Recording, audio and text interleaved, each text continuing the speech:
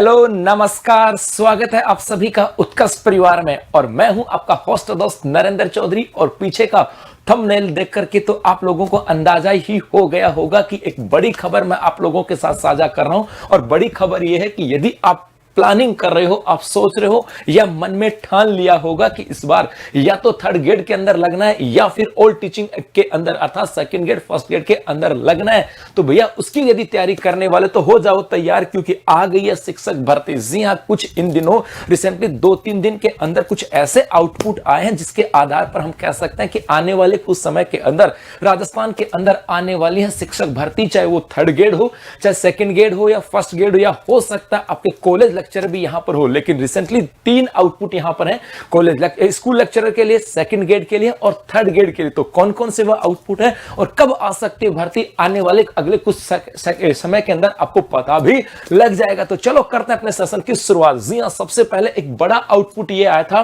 कि राजस्थान के शिक्षा मंत्री मदन दिलावर जी जो है वो अजमेर में आए थे। और जब अजमेर के अंदर आए तो उन्होंने यहां पर 2 बातों पे फोकस किया और उन्होंने 2 बड़े स्टेटमेंट जारी किए। पहला था कि आरबीएसई अर्थात Rajasthan board of secondary education को जल्द मिलेगा नया अध्यक्ष, एक तो उन्होंने यह कहा था। और दूसरा कहा रीट भी कराएगी राज्य सरकार, यह शिक्षा मंत्री ने कहा। जी हां, शिक्षा मंत्री मदन दिलावर जी ने कहा कि हम राजस्थान माध्यमिक शिक्षा बोर्ड के अध्यक्ष की नियुक्ति करने वाले हैं और प्रदेश के बेरोजगार जो रीट का इंतजार कर रहे हैं उनका इंतजार भी जल्द खत्म होने वाला है, ये उन्होंने यहां पर कहा है। इसका मतलब इस बात से हम लोग थोड़ा सा ऐसा अंदाजा लगा सकते हैं कि सरकार ने बजट जो आया था वहां पर यह कहा था कि 1 लाख वैकेंसी आएंगी, लेकिन पर्टिकुलरली उन्होंने यह नहीं कहा था कि किस डिपार्टमेंट में कितनी वैकेंसी आएंगी। और हम लोग तैयारी कर रहे थे, हम लोगों ने बहुत बड़ी उम्मीदें लगा रखी थी, बड़ी आशा लगा रखी थी, बहुत सारे सपने सजो रखे थे इस बजट को लेकर के कि भैया वैकेंसियों की घोषणा तो होने वाली है, लेकिन नहीं हुई। लेकिन अब मदन दिलावर जी ने कहा है कि हम रीट की भर्ती करवाएंगे। हो सकता है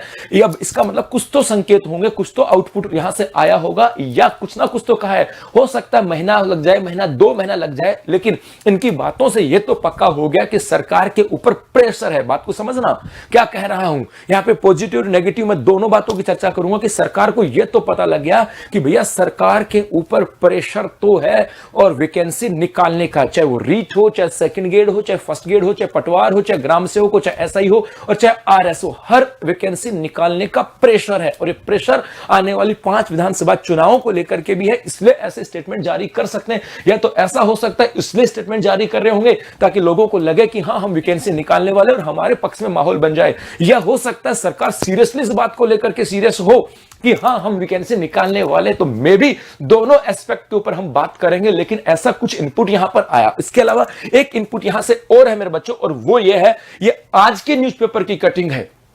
जब मैं वीडियो रिकॉर्ड कर रहा हूं आज के न्यूज़पेपर की कटिंग है कि सरकारी स्कूलों में शिक्षा बेपटरी, इंजन फेल, कैसे होगा बच्चों का ठहराव। जी हां, जुलाई महीने के अंदर राजस्थान के अंदर जो अपना स्कूलों के अंदर जो प्रवेश हो रहा था, बच्चों का एडमिशन हो रहा था, उस एडमिशन के दौर में काम कैसे चलेगा भाई। अब पूछा सर कैसे, तो क्योंकि अपने यहां पे तो पद खाली है प्रदेश के 42% सरकारी स्कूलों में, प्रदेश के 42% सरकारी अंदर प्रिंसिपल नहीं है और 54,000 शिक्षकों के पद खाली हैं, अर्थात स्कूलों के अंदर प्रिंसिपल ही नहीं है, तो पढ़ाई कैसे होगी। और साथ साथ 54,000 शिक्षकों के पद खाली। उन्होंने कहा आंकड़ों की जवानी की बात करें तो माध्यमिक शिक्षा की कुछ स्थिति यहां पे दर्शाई गई कि कहा कि प्रधानाचार्य के लगभग 7,190 पद खाली हैं, उप प्रधानाचार्य वाइस प्रिंसिपल के लगभग 12,041 पद खाली हैं, तो व्याख्याताओं के लगभग 13,046 पद खाली हैं, तो वरिष्ठ अध्यापकों के लगभग 25,000, तो यहां पर अध्यापक थर्ड ग्रेड की बात करें लगभग 23,000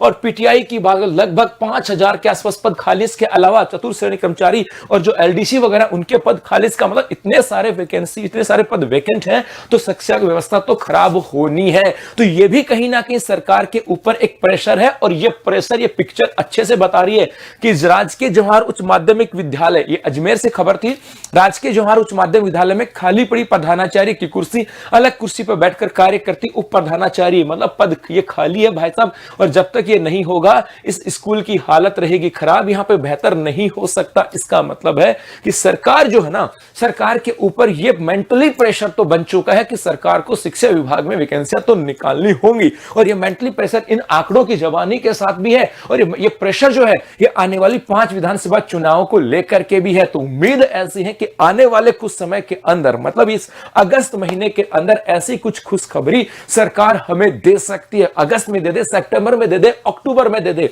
लेकिन आपको रखनी होगी आपकी तैयारी बेहतर, क्योंकि देखो ये तो पक्की बात है वैकेंसी आएंगी, और जिस दिन वैकेंसी आई उस दिन हम लोग जगे और उस दिन दौड़ना प्रारंभ किया, तो फिर मेहनत ज्यादा करनी पड़ेगी और पता नहीं मंजिल तक पहुंचे या नहीं पहुंचे। इसलिए आपको मेहनत पहले से स्टार्ट कर देनी है, अपनी पढ़ाई आज से स्टार्ट कर देनी है। आप कहीं भी पढ़ो, चाहे उत्कर्ष में पढ़ो, कहीं और भी पढ़ो, चाहे ऑनलाइन पढ़ो, ऑफलाइन पढ़ो, जहां भी पढ़ो, आप कहीं भी पढ़ो, लेकिन आपके मस्तिष्क और आपके दिल में एक ही चीज होनी चाहिए कि सर इस बार हमें पढ़ना है और हमें सिलेक्शन लेना है। हमें वैकेंसियों का वेट नहीं करना कि जब वैकेंसी आएगी उस समय तक आपकी तैयारी बेहतर होनी चाहिए, क्योंकि सिलेक्शन तो आपको ही लेना है।